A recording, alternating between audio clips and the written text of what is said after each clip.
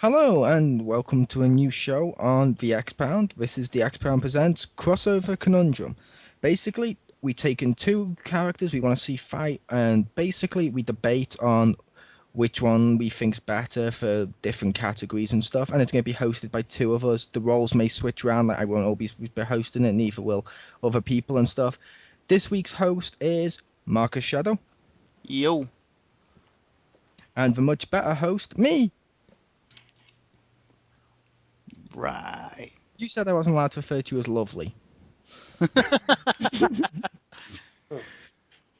But no, it's Marcus Shadow and myself as co-hosts, equal powers.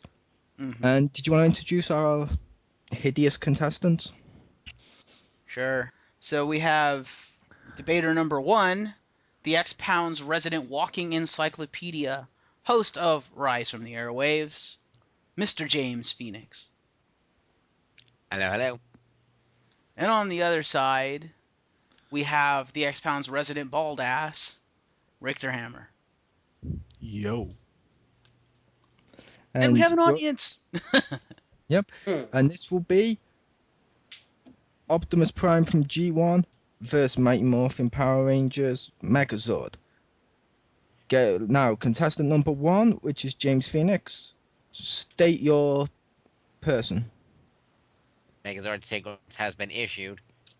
Richter Hammer kind of doesn't need introduction since we know who James is debating for, but go ahead, Richter. Tell us who you're going to be fighting for. Someone needs to light our darkest hour. My vote's Optimus Prime. Ah, you missed an opportunity. You should have totally done the I am Optimus Prime. I can't do a good Peter Cullen voice, though. I am Optimus Prime. But yes, they will be debating various categories. In each category, they will have 2 minutes each. Also, can I? And they'll I'm sorry, What's wrong? What's wrong, James? nothing. I wanted to comment. There's a comment from the Peanut Gallery. No, its Megazord sequence has been issued in the earlier episodes. You pay attention, audience. First category is arsenal. That's pretty much any type of weapons, gadgets, things that these warriors would have at their disposal during a given fight. Hey, wait a minute. This doesn't seem fair. I thought he was representing Optimus Prime, not Arsenal.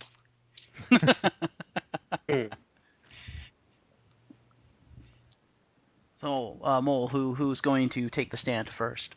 It's up to you. This is your category. You choose. Yeah, well, I say we should have the same person go first every time. So I say let's go with the Megazord Phoenix. first. Yeah. Okay, and I will count you down. Your 2 minutes begins now. Thank you, Maul.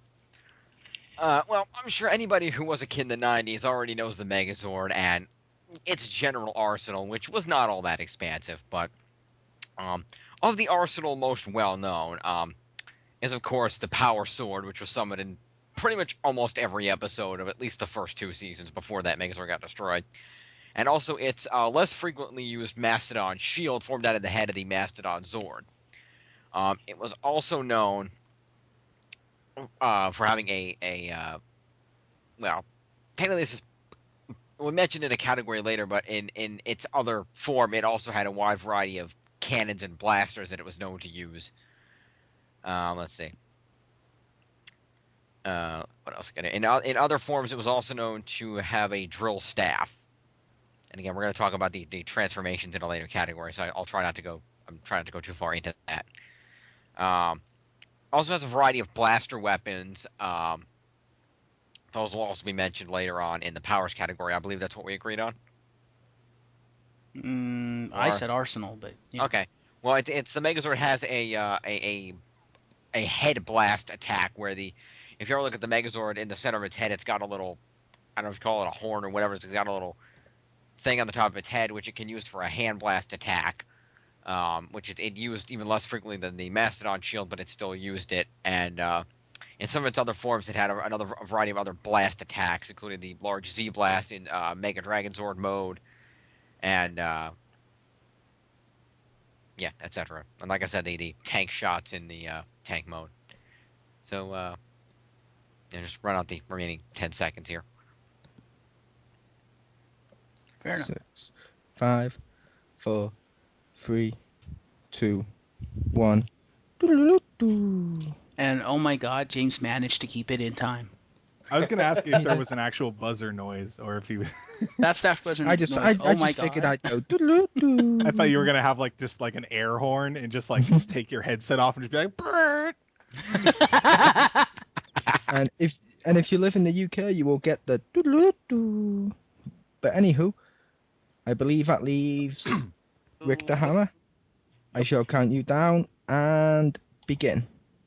Optimus Prime has, not a whole lot of weapons, but what he does have really matters. He's got his trademark gun that in the movie has one-shot Decepticons, pretty much just taking them out. So that's pretty strong. Also, as a robot and truck, he has the tractor, big old semi-trailer that can open up, and it has the little turret in there. So he has extra firepower in his disguise trailer. And inside the trailer also he has roller. While not the greatest weapon, can be used to great effect for several things. It could be run distraction or excuse me, go get help or something else. It could, it's not the direct weapon, but it's definitely in his arsenal. And probably one of his best weapons is he has an energon axe that basically replaces his hand. So it's not some sword that he can just lose or get knocked away, and he doesn't have to summon it from an extra dimension. His hand goes in, pop, out comes an axe. And while he doesn't use it that much, I mean, it's got to be pretty strong. He fought Megatron to a standstill with that thing. So he's got really what counts. He's got a gun for distance. He has an axe for up close. He has a trailer with roller and the turret inside for backup. I mean, what else do you need? That's mine. Nice and concise. Okay, and you finished with 30 seconds to spare. Good job. Okay, and now that goes over to the judges. Who did you think won that? Who did you think did the best in the debating on that one? I'm just wondering, before the judges give their thoughts, do we want to give the audience a chance to comment? We can do. It's up to you. You're the host. I was just suggesting it. I just said we can do. I was waiting for him to say something. I just have one question for Richter. Were you saying turrets or turds? Turrets. Okay. It sounded like you said turrets. turds. Well, he may have that. I don't know. I don't You never spy know. on him. Yeah. Man, that's on pure Arsenal alone. That is tough. I don't know. Who did you give it to, Mo? I asked you first. Shit. I don't know. Pure weapons, it's tough because Optimus has probably more and better weapons, but Megazord has a fucking shield. Like, I'm gonna shoot you with my laser. I have a Mastodon shield. Well, crap. I'm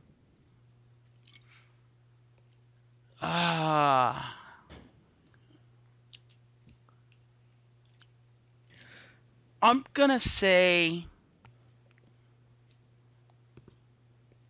Wow, that's tough. Can I I'm play the probably. Jeopardy music?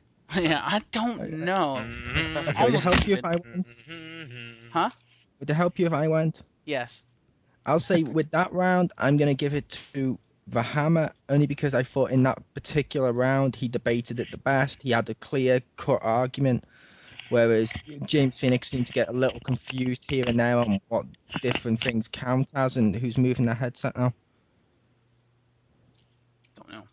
Wasn't me. Not. That But was could me. you hear Sorry. me? Oh. Yes. Okay, stop doing that when we're recording, please.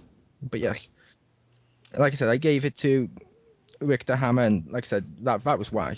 I thought he delivered a more precise, well-worded argument, if you will. Yeah, I didn't think we were taking into account those who are actually arguing it. I thought we were taking Yes. more into account the information. We're the Isn't that judges how to decide debate which one. works? They're the ones arguing for the characters. We're just meant to be saying which one we thought debated the best. Oh. And which ones raised the best points and stuff. That's all we're here for. Yeah, all right. I'll agree with you on that. And if that's how we're going to be, what we're looking at, then yeah, I have to agree with your reasoning. It does make sense. For the benefit of people listening to this video, I'd like to point out that the criteria for this judging was not pointed out to the players before this video was recorded.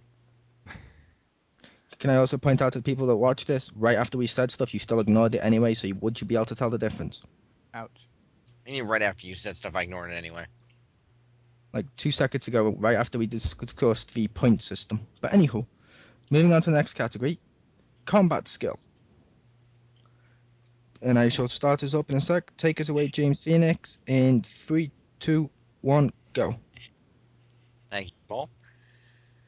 I'll be honest, the Megazord isn't exactly all that strong in terms of specific combat skill. That's why in most episodes it usually gets beat up before it calls the power sword and destroys the bad guy. It does have a certain amount of physical combat ability. We have seen the Megazord throw punches and kicks at various enemies before, but usually they have to be in fairly close combat to do so. But that is beneficial given that the Megazord does operate best in close combat fighting. It doesn't really have a ranged weapon unless you count the head blast attack. It is known for being able to take a allotted punishment and still get back up off the ground, and it has been known to do some unique things to figure out a way to counteract whatever the monster was doing, whether it was punching a certain, whether it was predicting a move and doing something to counteract a move before it happened, or whether it was whatever it was to counteract a specific monster of the week's abilities. It was known for having a variety of combat skills, but most of those were not necessarily the skills of the Zord itself, but those of the pilots within the Zord, which we'll get to a little later on. It did have effective sword-wielding skills, however, as it did wield the power sword very well in straight-up I guess you call it sword fighting. It wasn't fencing per se, but in straight-up sword fighting, it was effective against enemies that had, whether they had weapons or not, it was very effective. So that's really the extent of the combat skill of the Megazord, simply because most of its skill, as I said, did come from its pilots as opposed to the Zord itself. As a Zord itself, it wasn't really all that mobile. Its combat skill in tank mode was very limited as well. I mean, it could roll up and fire an assortment of laser weapons, but in terms of overall combat skill, it wasn't really used, and they couldn't really do much. So that's about all I've got, because I'm out of time. Okay, and thank you for that. Fair enough. You're welcome. Okay, and Marcus Shadow, did you want to introduce the next one? Can I just, Crystal, you've gotten rather quiet. Yeah. Sorry, I moved my microphone up so it wasn't actually affecting anything because I can't get over to Skype to mute. Okay. Marcus Shadow, did you want to introduce the next category, the next person? Yes. Mr. Richter Hammer for the leader, Optimus Prime. Mole, count him down. 3, 2, 1, go. All right. Well, both the competition and my character choice, Optimus, can transform. Optimus Prime can transform quickly, a lot more quickly than the Megazord, and that would definitely be a good combat skill, because if he needs to transform, faster is always better. And while you could debate the skill of using the truck in combat, he can actually use it effectively. He's run people over, rammed into them. Not a whole lot you can do, but it's effective. And also, while you don't see every combat skill that Optimus Prime does have, he fought in a war. He led his team, the Autobots, in a war. He's got to have some kind of combat skills because he's still alive. Whether, you could argue he's a robot, he can be repaired, but he's still alive. He's still functioning. So obviously, he's good at what he does. He's been able to fight the Decepticons to basically a standstill in a war and then bring that war to our planet. So he's got to have some skills. He can transform really fast and, well, he can at least lead a team effectively in battle. Thank you. That's Yeah. And thank you. And you finished with this time with 40 seconds to spare. Way to go. I voted for 2 minutes instead of 3.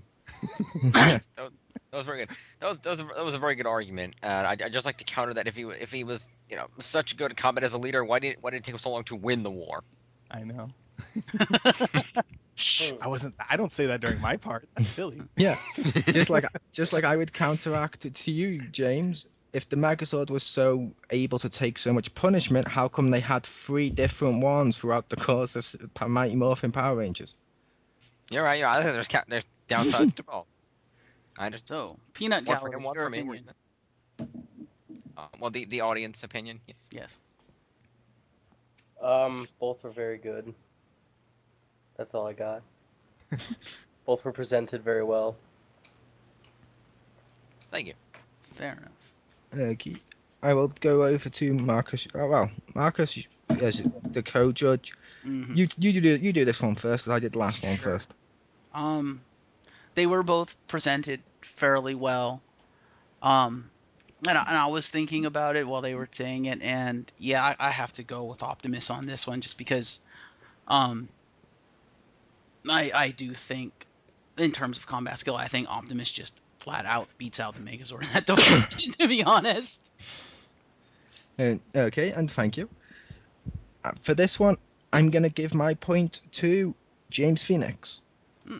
The reason why is in terms of a debate, I thought he did raise a valid point in that we've seen the Megazord adapt to so many more situations and we have Optimus Prime and overcome those odds, which I have to agree with him on that one. I'm going to have to give him the point. Fair enough. So that's one each on my side. So that leads us to the next category, which is cunning. And as per usual, I will count us down. And actually, Marcus, would you like to count us down? I'll press the little timer.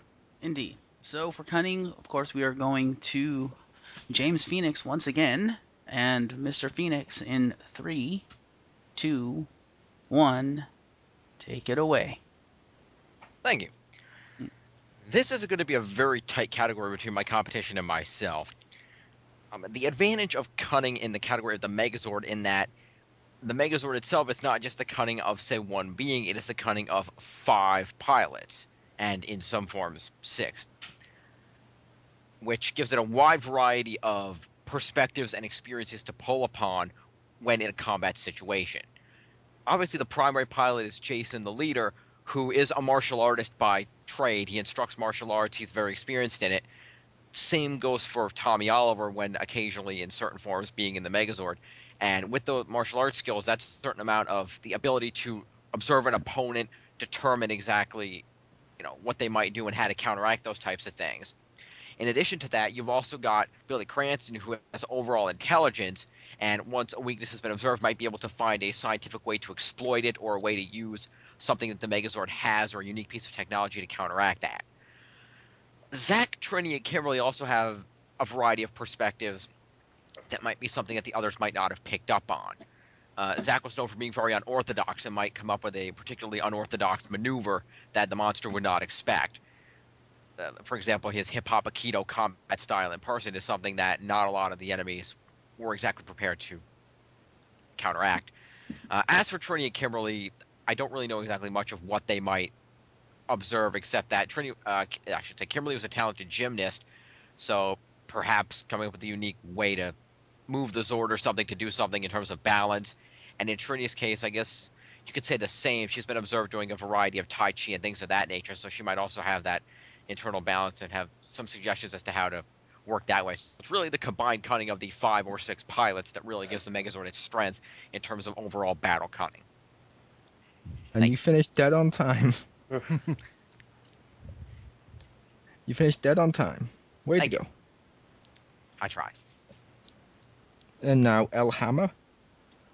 3. He's Spanish now? He is. It's Spanish for the hammer. El Hammer. Fine, but then he has to make his argument all in Spanish.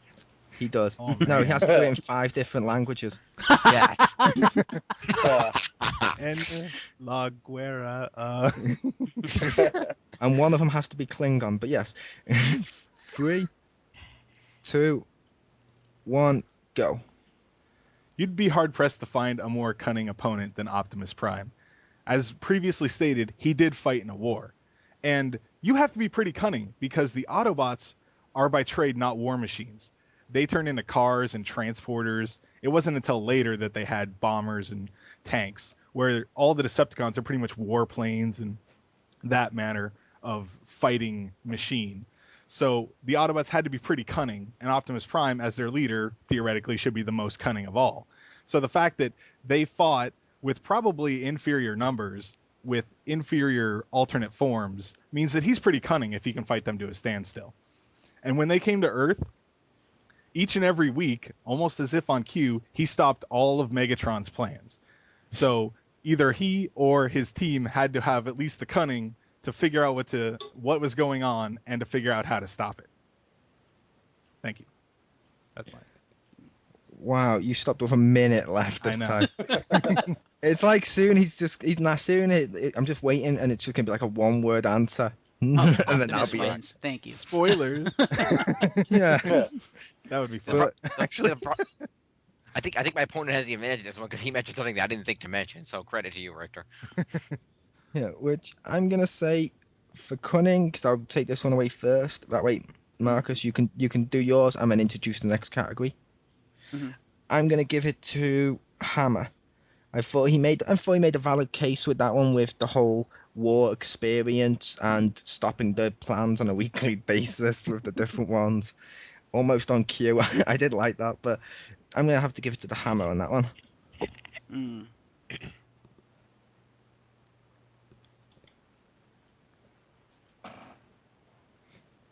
I think I'm gonna give it to the Megazord just because, as James pointed out, he made a good point in that it's not just one person, it's 5 or 6 different people, which in and of itself could be a detriment, but at the same time, they've proven that they can work as a cohesive unit and that they complement each other, and that's not an easy thing to do.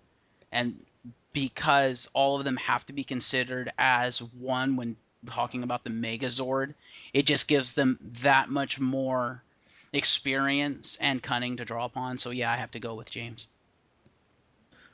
Okay, I can appreciate that, and they were valid reasons. Mm-hmm. So the next category is powers, abilities, maybe attacks, things that these beings have that wouldn't be considered, well, a weapon. So we will now go over to our Power Ranger enthusiast and hit up James Phoenix. Mole, if you'd like to count him down. 3, 2, 1, debate. Thank you. In terms of powers, this is, I think, both the Megazord's greatest strength and, well, yeah, greatest weakness, I guess you could say. One of its biggest strengths is obviously that the Megazord has a lot of different forms. If one gets defeated, it can recombine into a different configuration to continue attacking. The primary Megazord is, of course, the primary 5 Zords. It has both tank and battle mode right off the bat. It also can combine with its ally Zords, the Dragon Zord, to form either Super Mega Dragon, what is it, Mega Dragon Zord, yeah, that's it, to form the Mega Dragon Zord, which is effectively the Dragon Zord sits on top of the Megazord and gives it an additional power blast weapon. That form of Megazord can combine with Titanus to form the Ultra Zord, which is the ultimate battle machine according to the Bandai toy commercials. Although I'd say that's probably been counteracted in later seasons. It also has the ability for 4 of the 5 Zords in the Megazord, everything but the Tyrannosaurus, to combine with the Dragon Zord to form Dragon Zord in fighting mode, or in battle mode if you prefer, which had a variety of additional powers, including a powerful attack with its Dragon Zord drill tail. In its primary Megazord mode, it of course had the power to summon the Final Slash with its large power sword, and of course the headless, as I mentioned. As for its power source, it gets its power from both the sun, as seen in the episode the 3-parter Doomsday, and I believe from the morphing grid itself, because I believe that while the Megazord itself is powered by the sun, it's also connected to the morphing grid and dependent upon the Ranger's powers to be able to summon it and use it. So it's sort of powered on both of those, which is beneficial because the morphing grid is... No, I'm out of time. Okay, go ahead. But you did well. Thank you. Marcus, would you like to introduce our next guy? Yes, and now we'll go over to the planet of Cybertron with Richter Hammer. Mole. Okay, 3, 2, 1, debate.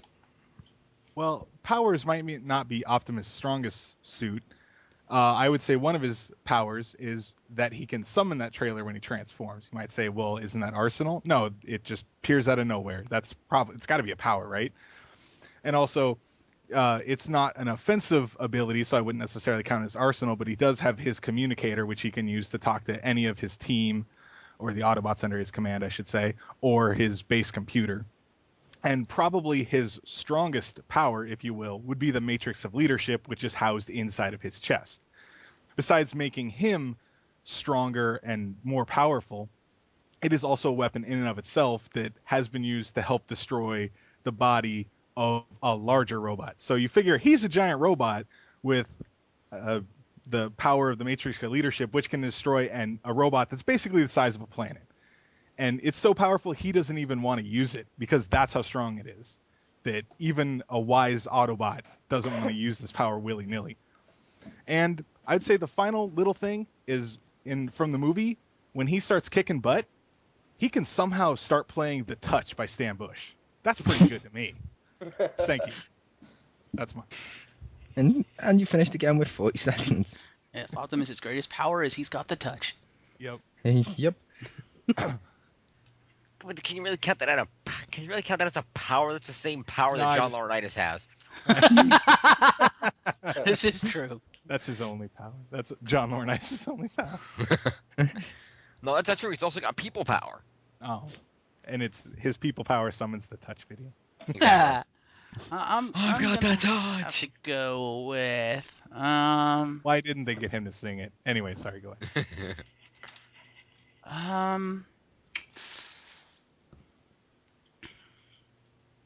I'm gonna have to go with Optimus because you both presented your arguments very well, and it just comes down to, in terms of powers, I think Optimus is just more versatile. Because yeah, the Megazord has all these forms, but it can't use it effectively in combat. It's like Megazord's gonna be like, I'm gonna shift forms. Optimus is gonna be like, yeah, no, pulls his gun and shoots him. And I'm going to give my point on that one.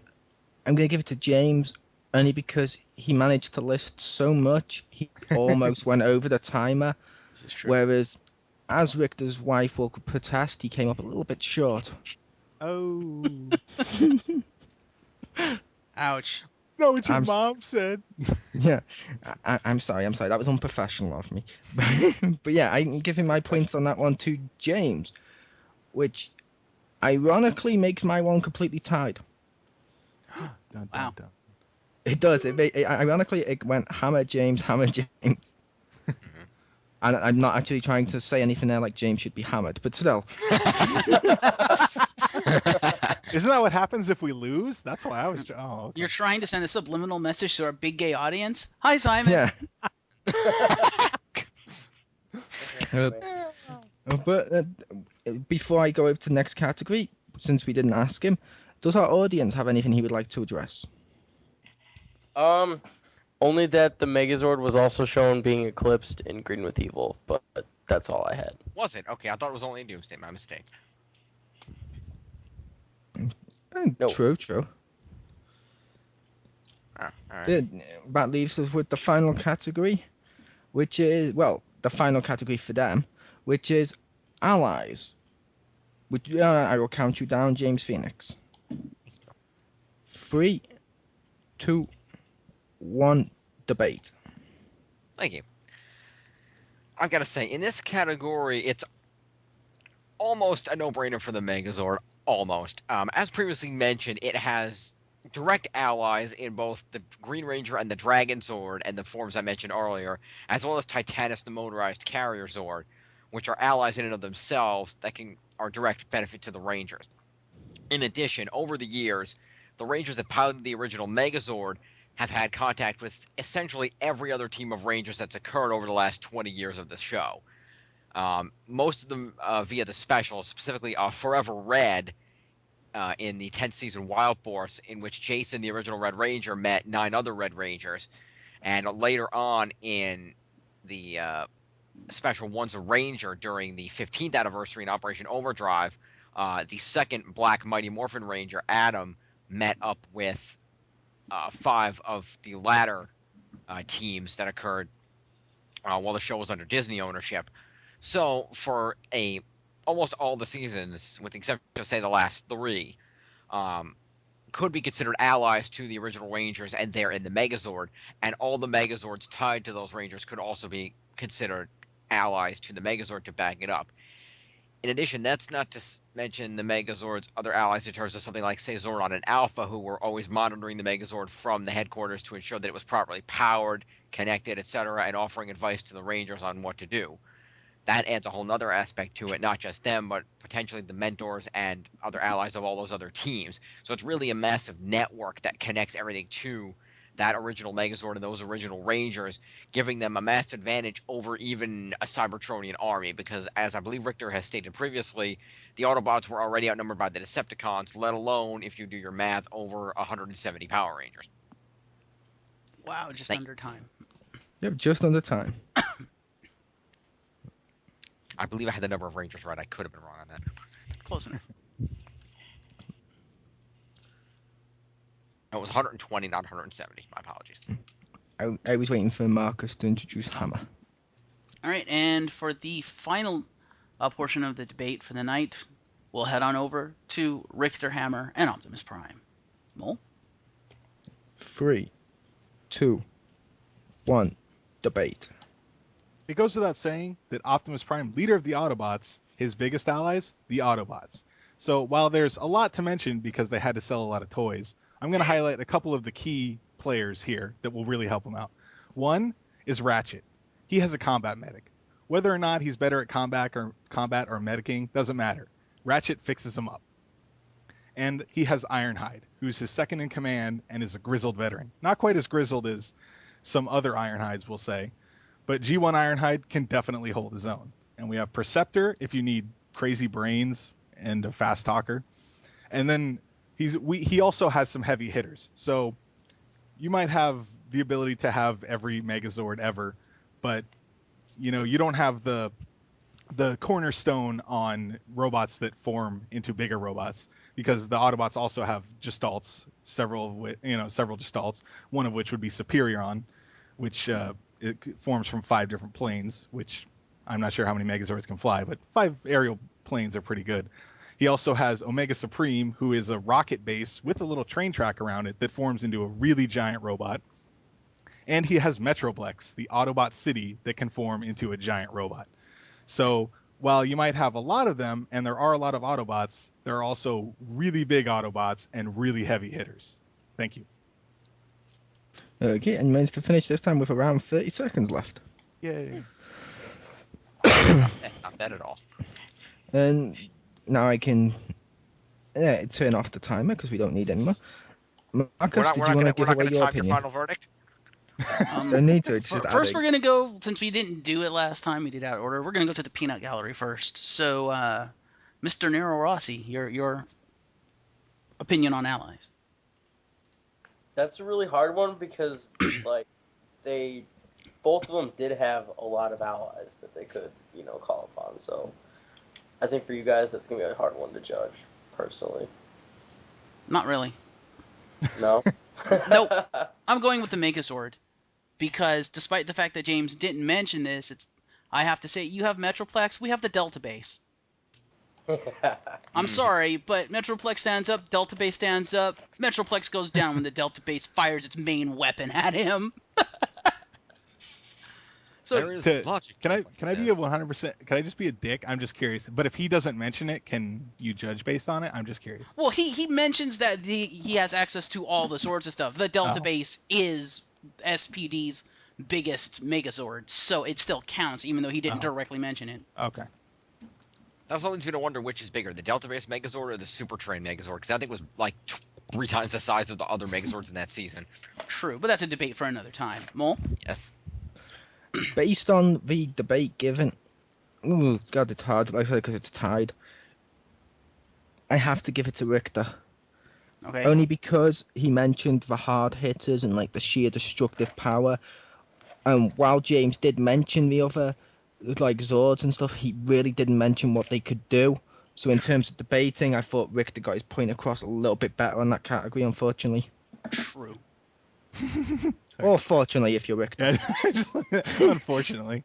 Yeah, I was trying. I was trying saying unfortunately to seem to be nice and unbiased, Yeah, but I no, realized, wait, that's I- being biased to Richter. I understood. It just sounded funny. That's all. So now I think we should tally up our votes here to see who wins in the final verdict. I have 3 to Hammer, 2 to Jim, giving me 3-2. And I have exactly the same. So I guess with overwhelming positives, we have the winner. I wouldn't say. To be fair, he overwhelming. didn't win by too much. To Yeah, it wasn't like James 5 Phoenix's of those. credit, he put up a good fight. It was like 6-4. But That's our pretty good. winner, he still got the touch, ladies and gentlemen. Our winner is Oh. Optimus Prime. And since we have to mention this at least once during these videos, I give to you, ladies and gentlemen, our master debater, Richter Hammer. Yes. Oh yeah. All by myself. Sorry. But I think that rounds up this debate. We have other ones which we've been looking at. If you feel like you've come up with a good verse one you'd like to see us debate, please feel free to leave it below or over on our message boards. Mhm. Marcus Shadow, take us out. Yes, I would just like to say before we leave you guys, let us know what you guys think, because after all, this is still an opinion piece. So either via comment below on the video, or if you're viewing this from the message board, leave us a little message and continue the debate. Until next time, I am Marcus Shadow, along with my co-host Chris, aka The Mole, with our debaters James Phoenix and Richter Hammer, and our peanut gallery, audience, Nero Rossi. Hi, See ya. Mom. See ya.